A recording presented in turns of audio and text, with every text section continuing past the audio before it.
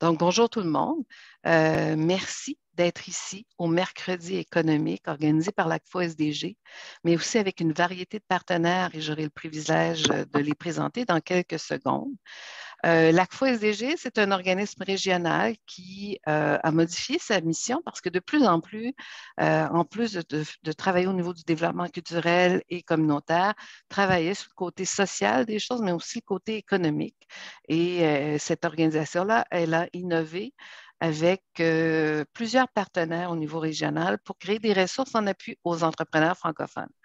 Cette série de webinaires a débuté en début décembre, se termine à la fin mars, mais déjà on a eu une requête pour poursuivre. Donc, il y a d'autres thématiques qui se rajoutent déjà en avril. Mais aujourd'hui, ce qui est vraiment intéressant, c'est webinaire 201. On a eu énormément de commentaires positifs pour le webinaire 101. Plusieurs d'entre vous avaient essayé d'entrer en ligne. On avait des personnes, des trolls qu'on appelle, qui sont arrivés. Donc, on a fait ça en privé, mais on a rendu la vidéo disponible dans la filière commune que je vous partagerai dans le chat pour ceux et celles qui n'y ont pas encore accès. Donc, webinaire 201, partir en affaires, c'est très facile, mais rester en affaires, c'est difficile. C'est offert par un de nos partenaires qui est Passerelle ID et les personnes ressources sont Léonie Chata et Maryse Birmingham. Ceci dit, elles vont se présenter tout à l'heure, mais puis là, je vois Maryse qui regarde vers le haut. Elles vont se présenter, mais moi, je veux juste vous dire que ce sont deux femmes que je connais depuis tellement longtemps. Je les ai vues cheminer, je les ai vues réaliser tellement de grandes choses dans notre communauté, très inspirantes. Beaucoup de leçons apprises sur nos trajectoires respectives, mais de prendre le temps de se reconnecter, d'apprendre les unes des autres. Ce sont vraiment des femmes modèles et je vous invite vraiment à les découvrir si ce n'est pas grâce à des webinaires ou à d'autres sessions ou à des événements. Allez lire sur ces dames en ligne. Vous allez voir que peut-être que vous allez pouvoir même vous inspirer dans votre propre pratique ou dans vos propres idées de projet d'entreprise. Ceci dit, après ce mot-ci, je vais vous juste rapidement deux petites minutes sur les partenaires. On aimerait vous les remercier. On va vous parler rapidement du Franco et on va tomber vraiment dans le cœur et le vif du sujet qui est le webinaire. Donc, sans prétention, la FO SDG a décidé en proposant ce webinaire-ci d'associer les forces vives économiques de la francophonie. Donc, assurément, il y a la Société économique de l'Ontario, il y a ACC Avenir, qui est une société de développement économique communautaire. Donc, ça existe en milieu rural. Il y en a plus d'une soixantaine en Ontario. Puis, même si c'était très anglophone, ben, on s'est infiltré, puis on leur offre même de traduire des choses en français et on leur offre même de faire des projets ensemble. Et c'est grâce à eux et à elles qu'on a pu faire bien des belles choses. La Chambre de commerce de Cornwall et la région, d'ailleurs, on a eu toute une stratégie d'appui à l'achat local et nous, on a continué. Conseil de la coopération, consoeurs en affaires. Et début mars, revenez, on aura un panel avec des membres de consoeurs en affaires qui vont nous partager leur savoir-faire. Mécénès, bonjour, welcome. Et le partenaire à l'honneur aujourd'hui, la passerelle ID, intégration et développement économique. Puis encore là, ce qui est intéressant dans la présentation, c'est qu'ils ne prennent pas pour acquis, Léonie et Maryse, que juste de nommer l'organisation, même d'en faire la promotion via qu'on lit l'information, qu'on va sur le site. Donc, merci beaucoup, Léonie, aussi dans votre présentation, de prendre le temps d'expliquer qui vous êtes comme personne ressource, mais aussi qu'est-ce que vous portez à bout de bras depuis des années comme organisation et comme action dans la communauté. Ceci dit, l'ACFO, comme je disais tout à l'heure, elle a innové. On ne voit pas des ACFO créer des fonds de microcrédit, mais celle-là l'a fait parce qu'il y a un besoin d'accès au crédit par les francophones, donc de réserver un fonds avec ACC Avenir. Et ça peut être un prêt de 2 500 à 20 000 avec des modalités très faciles. Donc, le formulaire est en ligne et si vous avez besoin d'un coup de pouce pour soumettre votre demande, n'hésitez pas à me contacter. Et le 9 février, ben, ça sera à mon tour, après Léonie et Marie, j'aurai besoin de rechausser mes souliers de formatrice. Ça sera moi qui va donner un atelier sur la recherche d'idées novatrices dans un contexte de perturbation, hein, pandémie, si on veut partir en affaires ou si on veut développer des nouvelles lignes de produits, on s'en va dans quel sens? Donc, on va explorer ça et ça va être participatif aussi. Donc, les personnes qui seront présentes, je vais vraiment vous mettre à contribution. Et sur ce, sans plus tarder, prenons le temps d'accueillir nos deux personnes ressources, Léonie et Maryse, pour nous parler. Partir en affaires, c'est très facile. Rester en affaires, c'est difficile. Donc, je vais vous demander de désactiver, de vous mettre en mode silencieux et de désactiver votre vidéo pour qu'on voit nos deux personnes ressources et la présentation comme telle. Donc, mesdames, bienvenue. Bonne arrivée sur ce webinaire, comme on pourrait dire au pays. Et merci d'être là. Merci de votre accueil. Merci.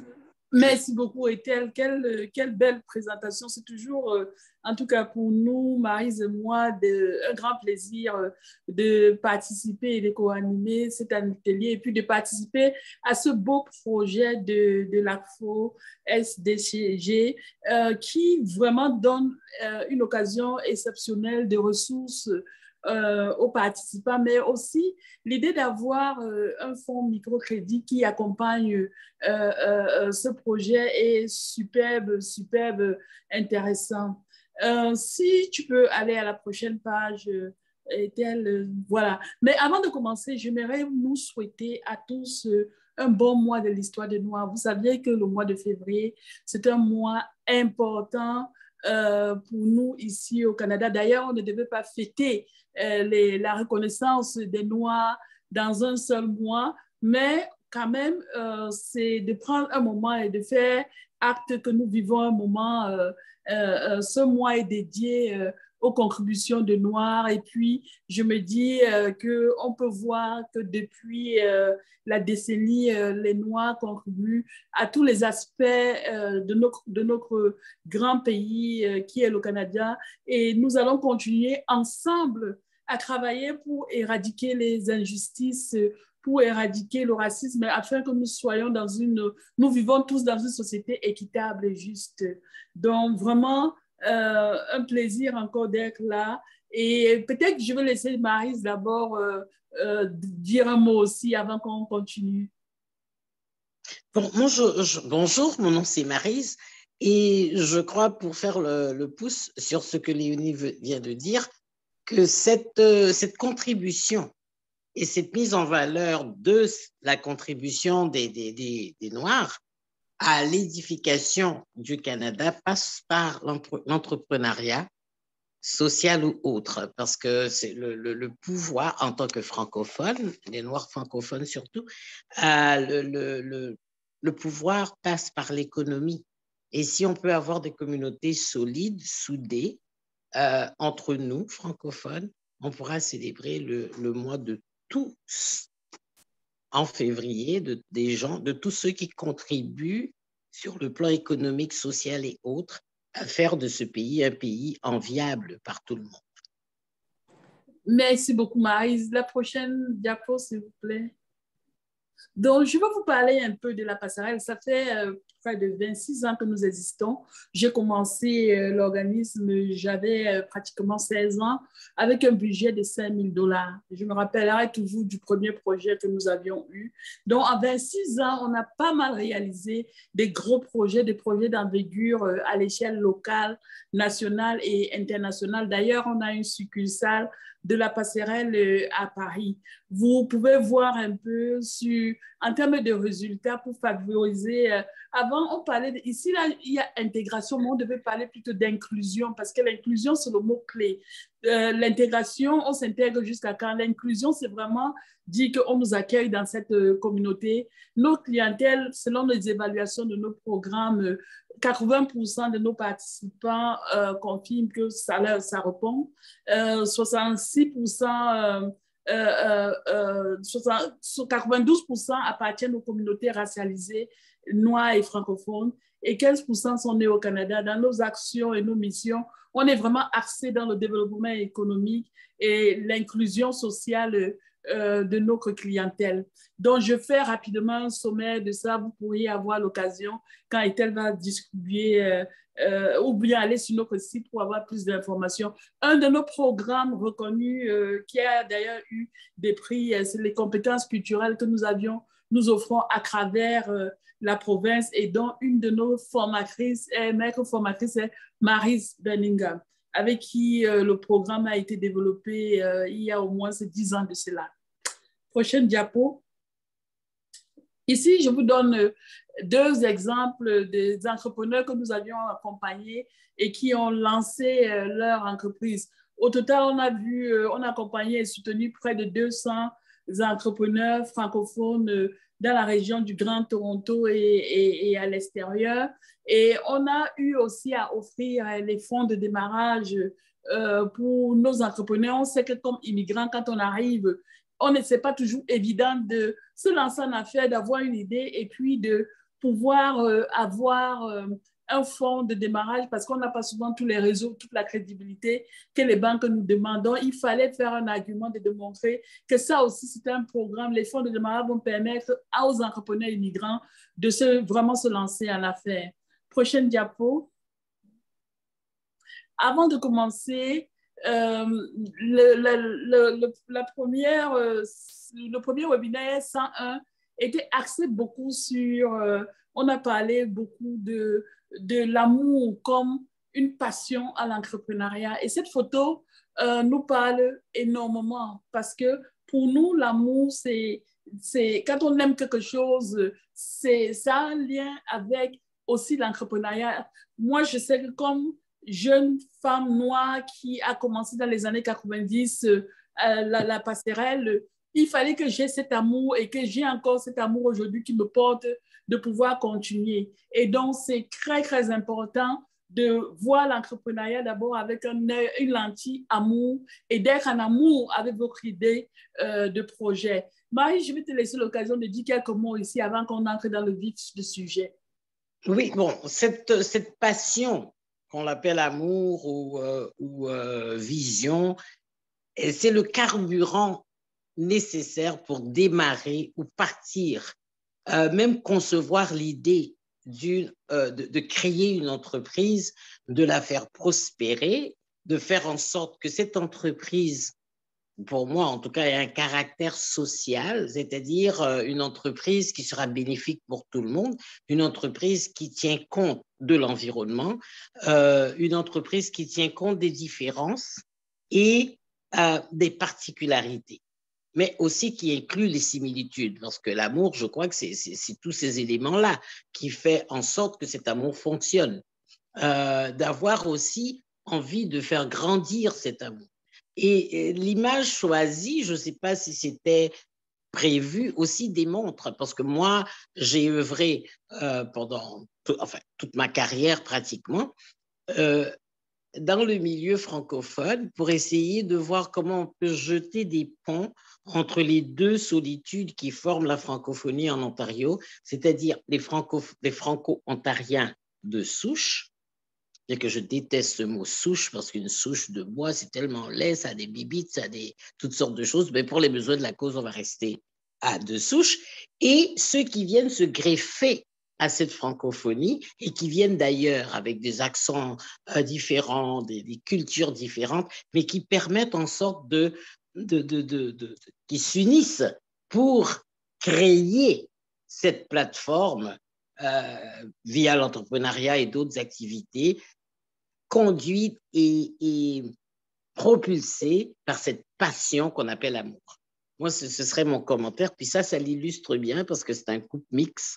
Alors, pour moi, c'est la voie du futur de toute façon. C'est union entre nous deux, les deux groupes. C'est ça.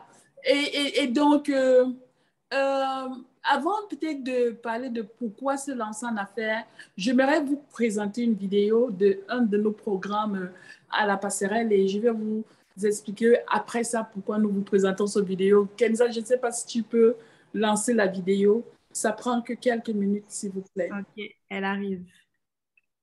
Et même si tu peux fermer ton écran, ça va nous aider. C'est pour Voilà, merci beaucoup, Edem. Edem, c'est un collègue à moi. Alors, elle est là. Juste une seconde, je partage mon écran.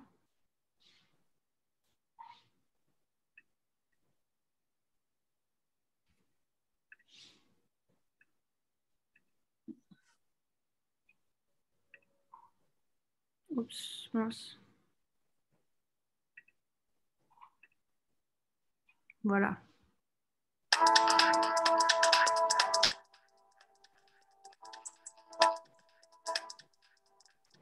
Il y a un modèle d'études entrepreneur que nous cherchons, que la société regarde. Et que quand on n'est pas dans ce programme, on ne fit pas. Moi, je pense que quand on a un groupe, quand on a une idée, si l'opportunité se trouve, on peut avoir la chance de réussir et d'essayer son idée. Et c'est un peu ce que nous voulons faire avec notre plateforme Interact. Nous sommes passionnants et nous importons des produits de la Colombie, de ces produits artisanaux et aussi du café. Je suis passionnée de la cuisine. Dans le petit coin, vous allez déguster ou prendre a eu la chance de faire une petite dégustation. Je m'appelle Annie Bouba. Je suis éducatrice à la petite enfance.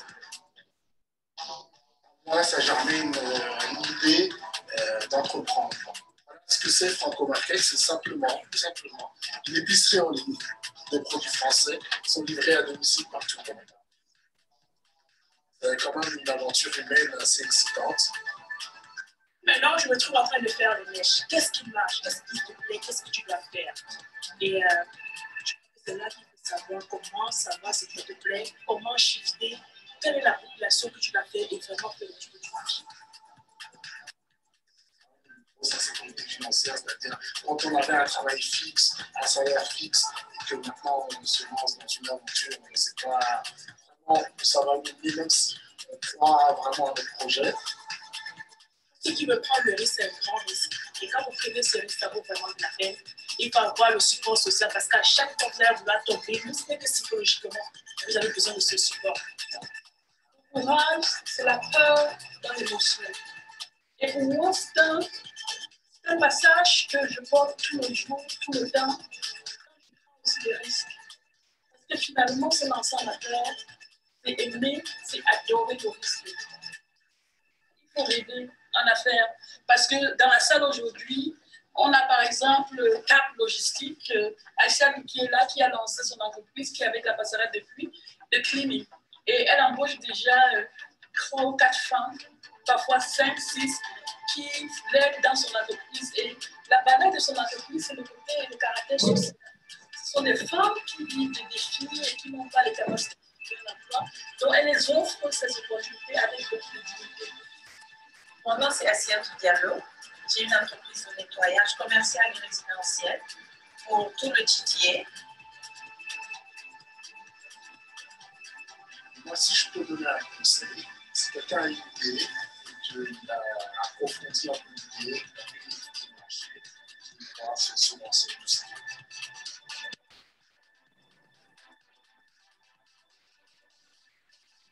Merci.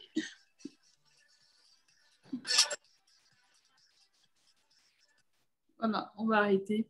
Merci beaucoup, Kenza. On peut venir sur la prochaine diapo. Voilà. Écoutez, on a voulu vous partager ça, mais avec Internet, on n'écoutait pas très bien.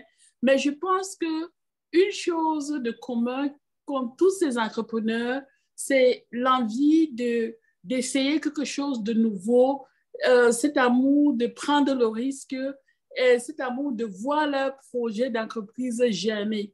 Et le succès de se lancer en affaires, c'est la persévérance, c'est la capacité de pouvoir surmonter les défis et de pouvoir aussi bien s'entourer et de participer à des soirées networking qui vous permet de voir les autres entrepreneurs. Beaucoup de ces entrepreneurs ont créé leur entreprise, ils ont vendu leurs produits et tous sont immigrants. Tous ne sont pas familiers au contexte de l'entrepreneuriat canadien.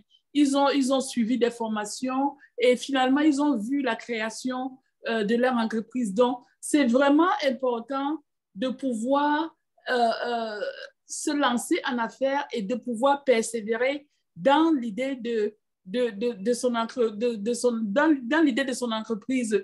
Et je vais laisser la Maryse parler un peu de contexte parce que beaucoup de fois, on voit les immigrants qui arrivent, qui veulent se lancer en affaires, mais qui ont une peur énorme. Une peur énorme de se lancer en affaires. Et ce mot peur a un impact énorme dans l'épanouissement économique de nos collectivités francophones, surtout dans les collectivités immigrantes, des gens qui arrivent, qui ont des bonnes idées, mais qui ont peur de se lancer. Marie, si tu peux un peu parler de ça avant qu'on se lance. Absolument. Et cette peur s'inscrit dans l'inconnu du fonctionnement de ce système. Les choses se font drastiquement différemment d'une culture, la plupart des cultures d'où proviennent les immigrants et comment ça se fait au Canada. C'est-à-dire, il y a tout, je prends seulement un seul aspect, l'aspect de la fiscalité. Moi, si je veux démarrer une entreprise chez moi, je n'ai pas besoin de savoir tous ces petits détails de combien je dois tenir compte des taxes à payer aux employeurs, aux employés, un bail à scier. Ça ne fait pas partie de notre culture. Ça fait partie, bon, je loue quelques places, j'ouvre mon affaire. L'ingérence gouvernementale n'est pas aussi prenante. En même temps, la contribution des gouvernements à aider à démarrer, quand on sait, tout économiste ou toute personne dans le domaine, c'est que le cœur, le nerf central de toute société, ou économiquement, passe par les petites et moyennes entreprises. Mais donc, quand on arrive ici et qu'on veut installer, on croit qu'on va simplement ouvrir la porte, prendre la clé, ouvrir la porte et tout va aller de soi. Donc, la peur s'installe. Ah, mais comment ça fonctionne? Comment je vais rejoindre ma clientèle? Qu'est-ce que je dois faire? Comment je dois le faire? Et des programmes comme ceux de la passerelle et d'autres aident à diminuer cette peur.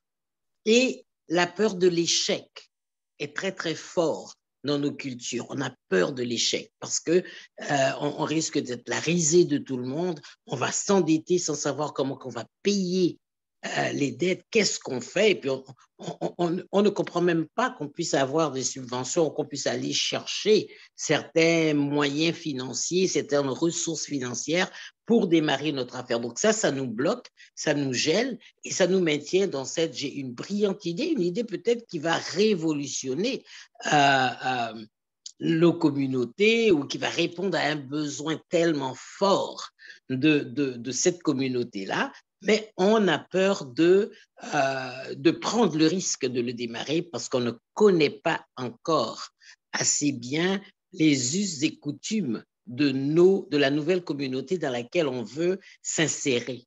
Et cette peur-là, elle peut durer des années, voire même des générations chez les immigrants parce que j'ose pas, surtout les immigrants noirs, ouais, francophones, qui des fois même ne comprennent pas ou ne maîtrisent pas assez bien l'anglais pour pouvoir faire une démarche. Et par contre, elle n'est pas chez les autres groupes d'immigrants qui, eux, foncent. Moi, je dis que c'est parce que aussi on recrute beaucoup de gens des communautés francophones qui ont des diplômes massifs et qui ne se voient pas boutiquiers ou qui ne se voient pas, je ne sais pas moi, restaurateurs parce qu'ils sont venus ici avec la cravate pour travailler, pour être un grand fonctionnaire canadien parce que c'est ce qu'on leur a fait croire. Effectivement. Non, merci beaucoup. Et d'ailleurs, la raison pour laquelle nous avons choisi aujourd'hui, c'est vrai qu'en une heure, on ne peut que brosser un ensemble de points qui touchent à l'entrepreneuriat. Mais les sujets choisis aujourd'hui ont quand même un objectif important. Pourquoi un plan d'affaires? Pourquoi un plan d'affaires est important? Je vous raconte une petite anecdote avant de vous parler de pourquoi c'est important, parce que j'ai eu l'expérience. Dans les années 94, la passerelle a reçu un projet, un financement de 500 000 $. Et le but de ce projet était de créer une petite entreprise. Nous avons choisi d'ouvrir un café. On a ouvert le café dans les coins de Kensington Market. Le café était hyper élégant, hyper in. On voulait un café tendance, jeune, très beau design, et etc. Nous avions investi énormément dans le look du café, dans l'apparence du café, sans, étant jeune entrepreneur, sans essayer de passer par les étapes normaux pour nous amener à une durabilité de l'ouverture du café. Le café a ouvert et on a commencé à vendre du café. La première remarque 2 mois après, c'est qu'on avait échoué à notre cible. Dans le quartier Kensington Market, ce sont les bohémiens. Ce sont des personnes qui vivent, les habitants de ce quartier vivent avec d'autres philosophies. Ils sont beaucoup dans l'environnement, ils sont dans le vegan, ils sont beaucoup dans le naturel. Et parfois sont en contradiction totale avec les valeurs politiques de notre pays. Et donc, nous, on arrive dans un quartier, on fait quelque chose de très sophistiqué et on se rend compte que le café à côté, qui est moins élégant, tout crochu, ils sont toujours pleins à craquer. Le café qu'ils commandent sont des cafés organiques et des cafés qui viennent de Colombie.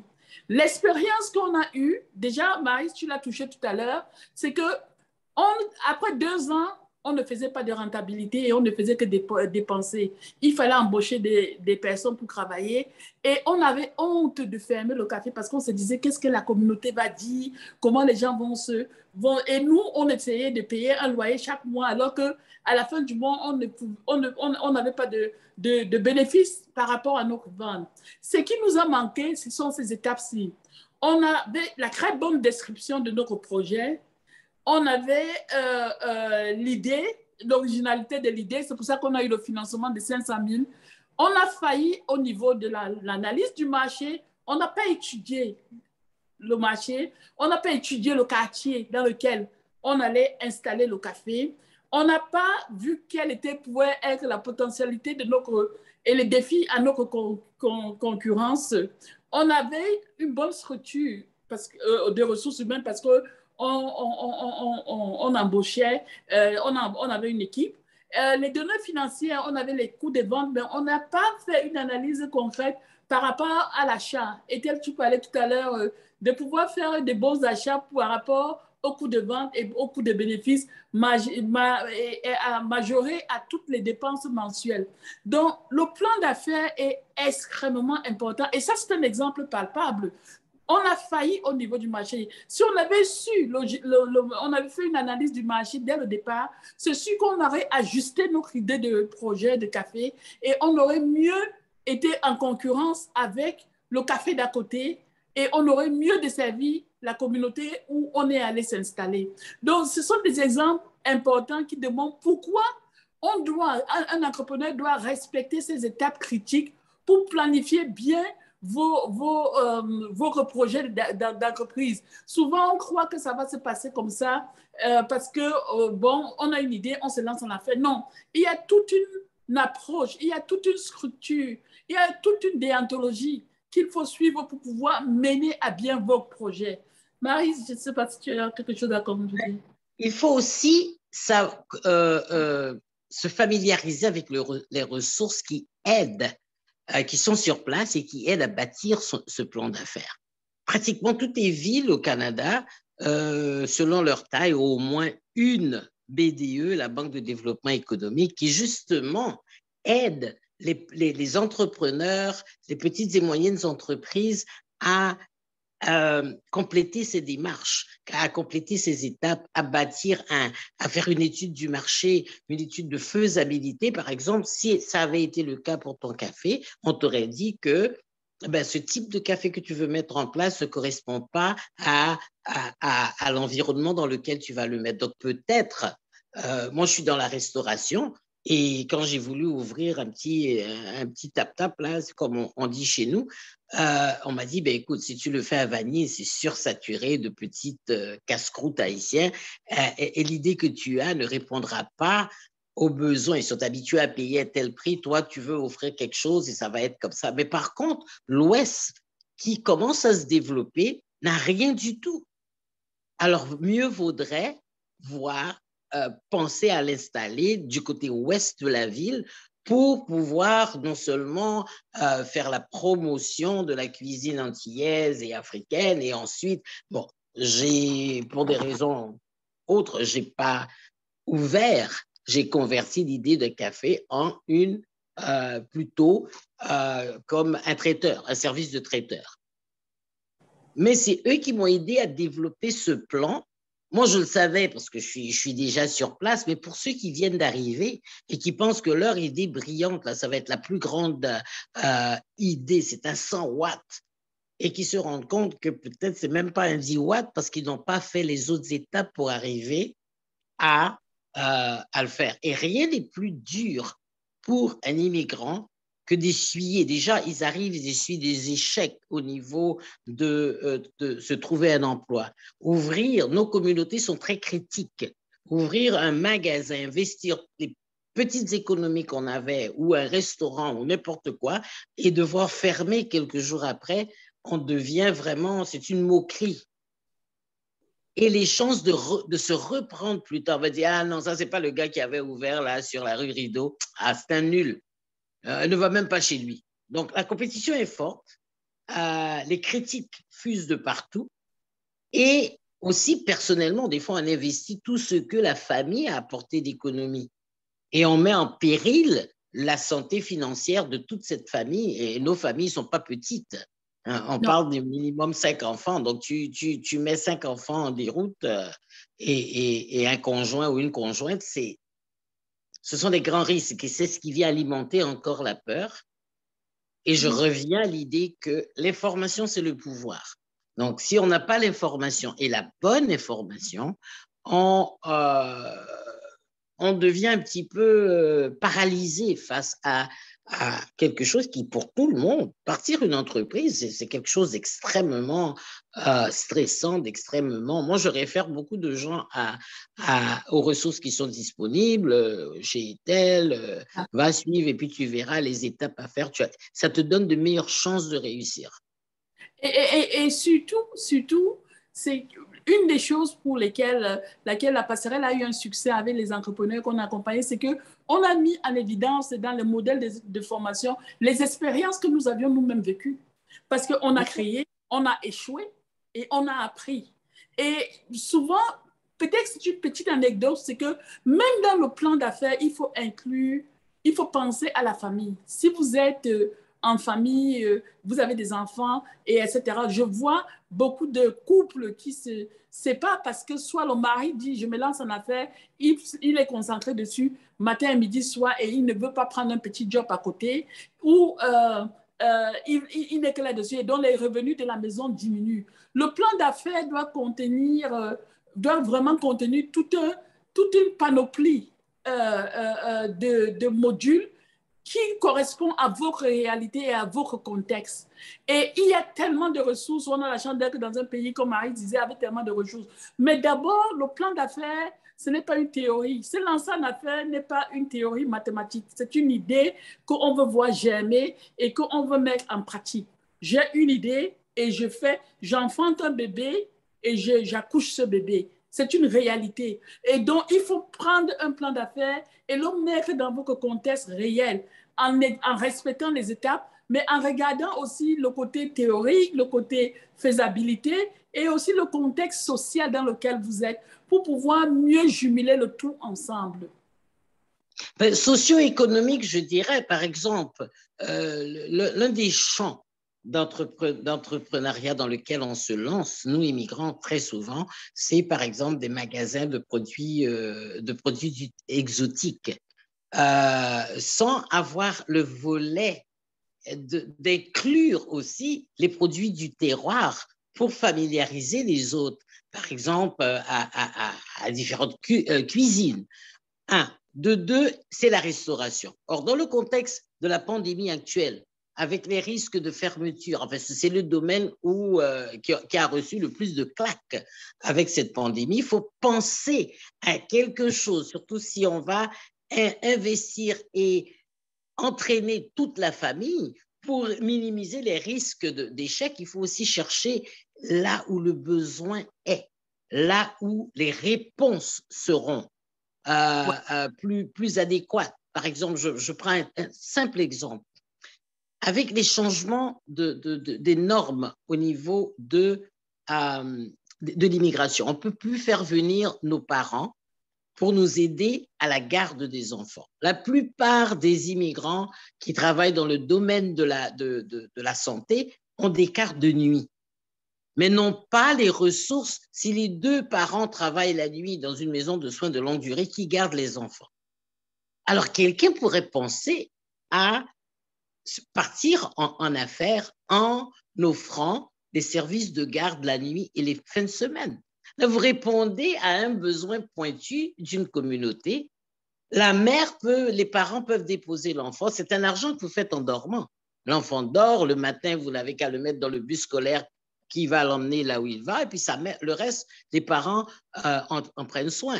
Et là, vous répondez à un besoin, en même temps, vous faites de l'argent. Et c'est quelque chose à succès, parce que dans ces communautés-là, on fait beaucoup d'enfants. Donc, tu peux avoir 4-5 frères et sœurs qui vont dérouler chez toi pendant le temps jusqu'à ce qu'ils soient assez grands ou d'autres mesures soient mises en place pour pour ne plus avoir besoin des soins. C'est ça. C'est ça. Je sais qu'il y aura quelques questions. On va vite avancer à la prochaine diapo. On a la prochaine. On est revenu. OK. Souvent, c'est très important. On a choisi de vous parler un peu de la force des médias sociaux et pourquoi ça devient encore plus important aujourd'hui. Vous pouvez voir qu'aujourd'hui, on est en ligne en ce moment en train d'offrir une formation que dans les temps normaux, on aurait fait face à face. Le monde est globalement en train de se transformer sur différentes facettes. Le monde de l'entrepreneuriat change, la façon dont nous vivons, tout est en train de se transformer. La pandémie de la COVID a relevé un certain nombre de réalités, d'effets sociaux auxquels nous devions mettre en contexte dans nos quotidiens, dépendant des projets que nous avions. Et donc, si on est un entrepreneur aujourd'hui et qu'on ne pense pas dans notre plan d'affaires aux médias sociaux et les raisons des médias sociaux, comme entrepreneur et l'apport que ça nous apporte comme entrepreneur, on est en train de manquer une bonne partie, non seulement de la visibilité de notre entreprise, des opportunités économiques, mais aussi de la rétention de potentiels clients. Et donc, quand on parle du plan d'affaires, c'est aussi important de parler de votre visibilité dans les médias sociaux, les réseaux sociaux, par rapport à votre entreprise. Est-ce que vous aviez, là où vous êtes aujourd'hui, déjà des comptes LinkedIn ou Twitter ou Facebook, même sans avoir déjà commencé officiellement à opérer? Est-ce que vous pouvez utiliser des moyens non lucratifs, mais assez économiques pour commencer à faire valoir votre idée? Est-ce que vous saviez qu'on peut utiliser Facebook pour tester une idée? Donc, moi, Léonie, je vais lancer, comme Marie dit, une entreprise de garde d'enfants le soir. Et donc, je vis dans tel quartier, je suis sur Facebook, je cherche les réseaux, je lance un sondage sur Facebook, j'ai ma réponse pour pouvoir m'aider à développer mon idée. Je n'ai pas besoin d'avoir un consultant pour me le faire, je peux le faire de moi-même. Est-ce que dans les médias sociaux aujourd'hui augmentent un certain nombre de choses? On a énuméré ici certains atouts positifs que les médias sociaux vous offrent comme potentiel entrepreneur ou futur entrepreneur ou entrepreneur déjà sur le terrain. Et je pense que c'est tellement important de pouvoir aujourd'hui communiquer de façon je dirais internationale, parce que vous êtes à Toronto et vous pouvez avoir un partenaire à Paris ou dans votre pays et c'est tellement important. Et je sais que pour les immigrants des communautés racialisées ou noires, on sait qu'on a parfois la peur des médias sociaux. On n'est pas trop apte sur les médias sociaux. On ne s'informe pas trop sur le potentiel des médias sociaux, et des réseaux sociaux, pardon. Et donc, c'est tellement important de l'inclure dans votre projet, de votre projet d'entrepreneuriat. Et ça, je pars encore sur des bases d'expérience personnelle. Là où nous avions failli et comment on a pu monter des programmes qui ont soutenu nos entrepreneurs. Avant que nos entrepreneurs ne finissent la formation avec la passerelle, tous ont déjà soit un compte Twitter, soit un compte LinkedIn où ils ont créé leur page. On avait toute une section seulement pour éduquer nos clients sur les raisons d'investir dans les réseaux sociaux et même de se former et d'être habile à pouvoir gérer soi-même ces réseaux sociaux. Maryse? Non, définitivement. Et puis, non seulement ça ouvre une fenêtre sur le monde, mais ça permet également de créer, de former le réseautage qui est tellement important quand on se lance en affaires. Alors, ça s'inscrit encore dans cette idée de peur, je suis complètement perdu, ou de penser ou de minimiser le pouvoir des réseaux sociaux, des sites web, où on permet à l'autre de découvrir ce qu'on offre et à ce moment-là de venir nous voir ou nous consulter ou nous contracter. Ouais, ça vous permet de contrôler aussi votre réputation. Ça vous permet de communiquer de façon ciblée avec vos clients. Donc, ça vous donne un certain nombre d'avantages auxquels vous deviez absolument vous informer et ne serait-ce qu'avoir des bonnes connaissances sur les médias sociaux, les réseaux sociaux et que ça fasse partie de votre plan d'affaires. On va aller à la prochaine diapo. Voilà. Ici, on vous partage quelques ressources et puis Ethel n'a pas arrêté de vous partager un bon nombre de ressources là sur le chat. Mais je vous encourage beaucoup à acheter, si vous le pouvez, ou à vous procurer de ce livre, La vie de rêve de Falcon Massaï. C'est Falcon Massaï a d'abord commencé à la passerelle comme entrepreneur. Il a suivi nos formations et puis il a été membre président du conseil d'administration de la passerelle. Il a voulu redonner ce que la passerelle lui a offert quand il est arrivé comme immigrant. C'était un excellent livre et ça va vous parler parce que c'est bien de la vision et du regard, de la lentille d'un immigrant qui est arrivé et qui a eu son parcours pour créer aujourd'hui son entreprise. Donc, si vous pouvez vous procurer ce livre, faites-le. Ça va vous apporter beaucoup d'idées. Il est superbe, le livre, et on l'encourage beaucoup. On vous a partagé déjà les ressources sur la BDC qui offre beaucoup de ressources. Il y a beaucoup de ressources dans nos collectivités. Donc, les informations sont là pour vous accompagner. Les informations sont là. N'ayez pas peur parce que vous n'êtes pas seul. Vous avez un village de ressources. La prochaine diapo, et puis voilà. Nous, on aime beaucoup Gandhi qui dit la différence entre le possible et l'impossible se trouve. Quand je ne vois pas bien le bas, on peut remonter un peu. Dans la citation de Gandhi. La différence entre le possible et l'impossible se trouve dans la détermination. Voilà, dans la détermination. Sur ce, Marie, je te donne déjà d'abord quelques mots, quelques mots. On va prendre des questions et puis on va conclure.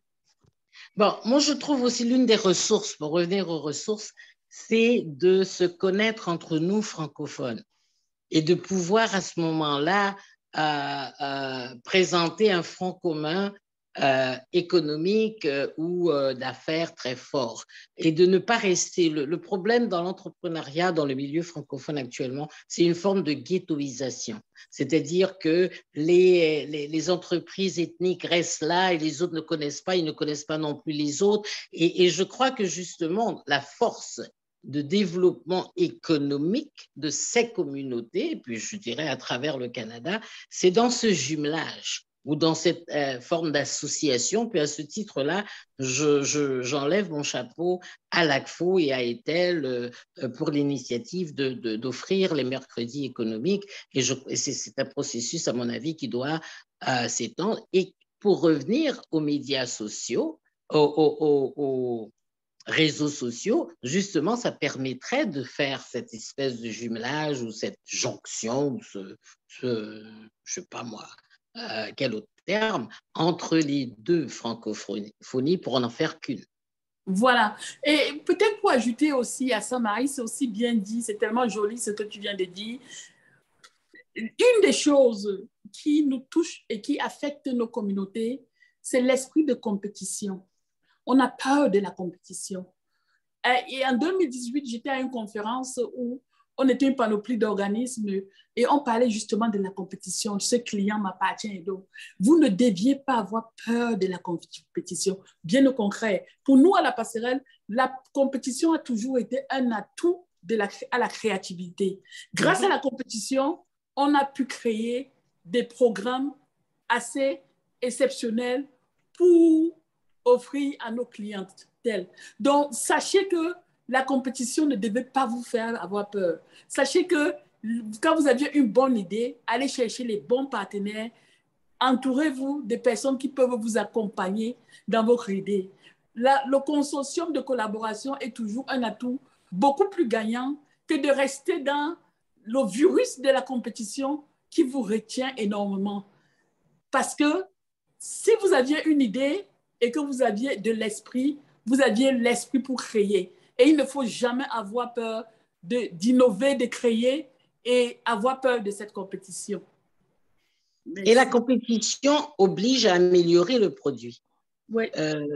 Ça m'oblige à aller un cran plus haut parce que, je veux continuer à retenir ma clientèle en le desservant comme il faut, en offrant des produits frais, des produits qui répondent à leurs besoins. Et ça oblige l'un l'autre à toujours s'améliorer. La compétition, pour moi, c'est une très bonne chose. Voilà. Merci. Était là toi et puis on peut prendre des questions. Merci beaucoup, mesdames. Vous êtes revenues à l'essentiel des affaires. Si on a une vision, si on est passionné par notre projet, puis si on veut passer à l'action, si on ne se donne pas un bon plan, si on ne connaît pas notre environnement, si on ne connaît pas les ressources pour nous appuyer, quelque part, on peut avoir des surprises, mais c'est bien aussi votre témoignage et avec toute la sagesse du monde. Vous avez fait beaucoup d'interventions, mais de ne pas avoir peur. On peut être figé, on peut être bloqué par l'action si on a peur de mettre un pied devant l'autre, que ce soit de la compétition ou autre chose. Donc, ceci dit, mesdames et messieurs, des commentaires ou des questions? Pour nos deux personnes ressources, Maryse et Léonie, votre présentation était vraiment magistrale et nous ramène à l'essentiel. Donc, est-ce qu'il y a des gens qui aimeraient partager leur expérience ou ça peut être on a fait un plan d'affaires, puis on aimerait, on a une question particulière à Léonie ou allez-y, je vais regarder si dans le chat.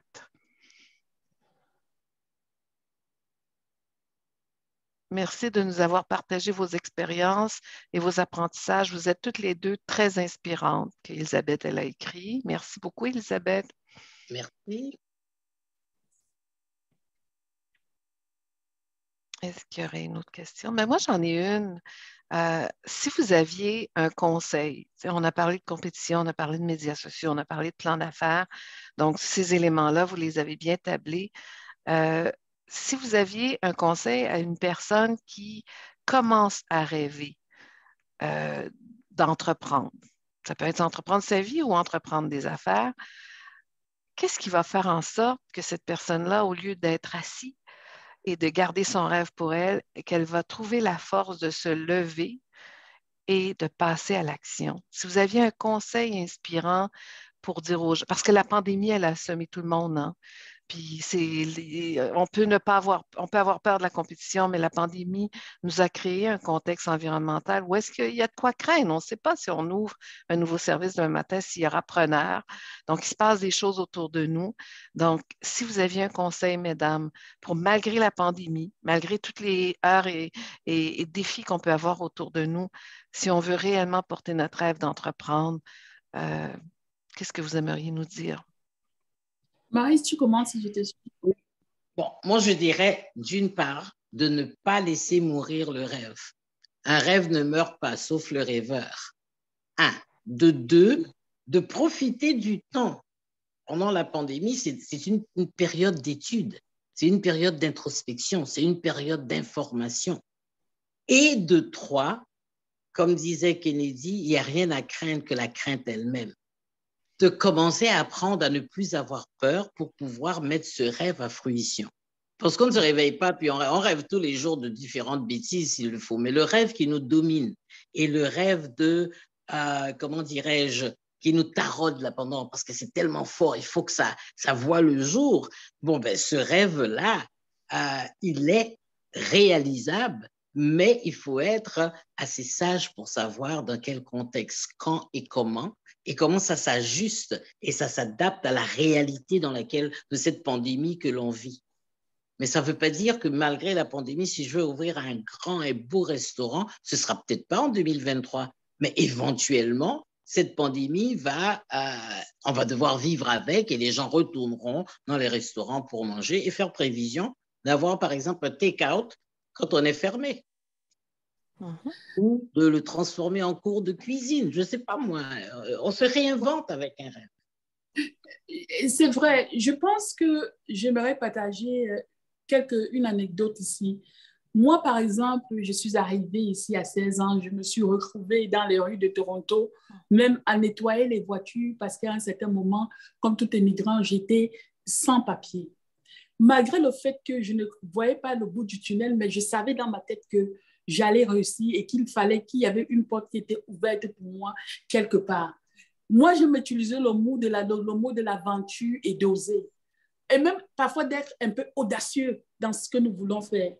Je me rappelle où la première fois que j'ai pris le welfare pendant 3 mois, et depuis lors, je n'ai plus pris, je suis sortie de là.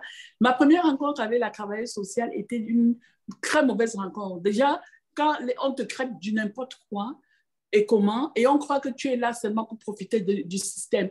D'ailleurs, quelques années plus tard, on a beaucoup travaillé pour améliorer ce système-là parce que j'avais promis à cette travailleuse sociale-là que j'allais revenir et les choses allaient changer parce que je ne pouvais pas accepter que les immigrants qui sont dans le besoin se retrouvent dans une telle situation.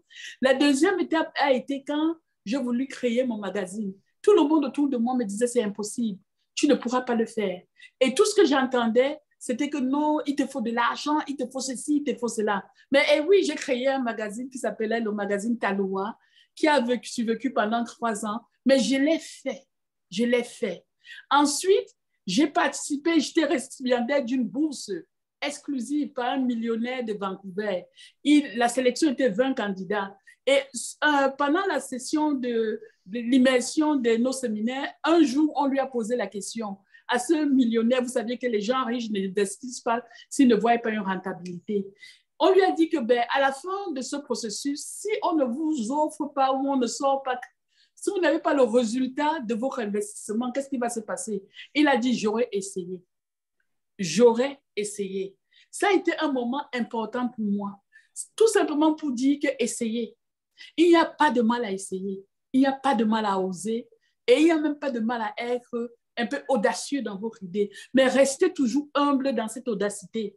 Parce qu'il faut avoir quand même, en étant audace, il faut quand même avoir un plan. Un plan A, un plan B. Et il faut aussi reconnaître vos compétences et vos capacités. Parce que souvent, ce n'est pas le but de se lancer, d'être dit je suis audacieux et se lancer dans une aventure sans avoir le bout du tunnel. Mais être très pragmatique et stratégique dans différentes étapes. Mais il faut oser. Et il faut prendre cette aventure. Parce que si vous ne le faites pas, quelqu'un d'autre va le faire. Donc, vaut mieux le faire. Et même si vous échouez, restez fiers que vous aviez essayé. Merci beaucoup, Léonie. Il faudrait incorporer l'échec comme une composante du rêve aussi. Je peux avoir le rêve, mais aussi je dois me préparer à l'éventualité que ça peut échouer et je tirerai des leçons de cet échec pour me relancer et aller plus loin. Il y a eu beaucoup d'interventions comme quoi les gens ont apprécié votre propos. C'était très inspirant, très encourageant. Il y a même une dame qui a mentionné qu'elle a besoin de soutien pour démarrer sa garderie multiculturelle. Il y a déjà une personne qui lui a répondu, une ressource. Et il y a Twi qui a levé la main. Donc, Twi, ça sera la dernière question avant de conclure. La parole est à toi. Merci, Étienne. Donc, c'était juste pour apporter une petite pierre additionnelle à ta question et compléter ce que Léonie et Maryse ont dit. Comment faire encourager les femmes à oser et à se mettre dans l'action. C'est aussi vous écouter celles qui ont fait pour s'imprégner un petit peu de votre audace et aussi se sentir entouré et avoir le retour de vos expériences et vos conseils. C'est pour ça que moi, j'aime beaucoup écouter les parcours des femmes, celles qui ont fait. Et c'est aussi pour cette raison qu'à la SEO, j'ai créé une initiative Parcours de femmes. Donc, j'invite des entrepreneurs et d'autres prétendantes entrepreneurs à échanger dans un espace d'intimité pour justement récupérer un petit peu de ce feu sacré, de ce feu entrepreneurial que les unes ont pour inspirer les autres. Sinon, un autre témoignage qui fait écho avec Maryse et Léonie par rapport à votre expérience de café pour l'une et de traiteur pour l'autre. Moi aussi, j'ai aussi échoué dans un projet de restaurant. Donc, ma famille, en tant qu'émigrés, boat people du Vietnam vers la France, on a vécu de la restauration, donc c'est un métier dur, mais que je maîtrise bien. Et donc, quand j'ai fait le choix de retourner au Vietnam pour y vivre pendant un temps, j'ai voulu lancer un restaurant français au Vietnam. Et là aussi, je pense que l'élément que je voulais apporter, c'est peut-être parfois on croit savoir et donc il ne faut pas présumer de ce que l'on sait et il faut quand même faire la démarche de prendre le temps de sonder le marché parce qu'on s'est trompé par rapport à une offre haut de gamme, de qualité comme toi, Léonie. L'emplacement de mon restaurant n'était pas approprié. Et ça, je me suis rendu compte après 6 mois d'opération. Donc ensuite, il a fallu se dire, bon, est-ce qu'on garde la même carte, mais on change d'emplacement? Un restaurant, ce n'est pas évident de changer un emplacement parce qu'on a fait beaucoup d'investissements, ou alors on garde l'emplacement et on change la carte et du coup on sort un petit peu de notre zone de confort. Donc oui, même si j'ai cru connaître mon pays et l'environnement et la carte de mon restaurant, malgré tout, il y avait un mismatch entre l'offre et la demande et donc ça c'est vraiment rédhibitoire. Voilà, c'est tout ce que je voulais Excellent.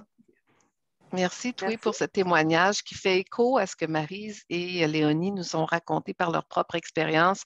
Et Maryse, tu l'as bien dit, hein, tous les échecs ou tous les défis que l'on rencontre, ce sont des leçons apprises et c'est comment on les met en œuvre par la suite. Thuy, elle a repris la phrase que tu as écrite, « Un rêve ne meurt pas, seul le rêveur ». Donc, un rêve ne meurt pas, sauf la rêveuse. Vous avez eu beaucoup de citations, mesdames. Vos phrases sont vraiment pas lourdes, mais elles sont profondes et je vous invite vraiment à écrire parce que les commentaires d'inspiration ont été multiples et notre chère Olga dit qu'elle a toujours une copie du magazine Taloua. Moi aussi, j'en ai. Et donc, c'est un bon souvenir de renommer cette belle pratique. Ceci dit, mesdames, ce fut un privilège de vous accueillir aujourd'hui. Merci tout le monde d'avoir été là. La copie de l'enregistrement et la ressource en accompagnement sera disponible dans la filière. On l'avait mis dans le chat. Et n'oubliez pas, mercredi prochain, là, on va parler des idées novatrices, les idées innovantes, même en temps de pandémie, si on a le désir d'entreprendre.